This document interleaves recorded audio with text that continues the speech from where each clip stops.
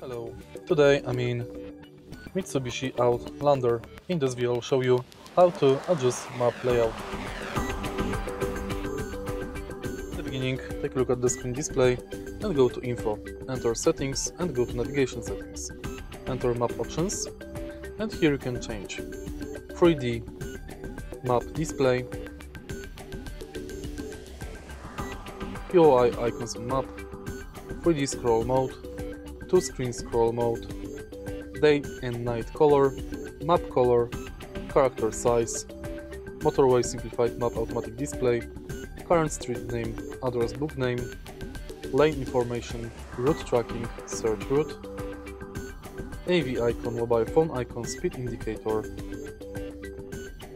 and 3D point of view.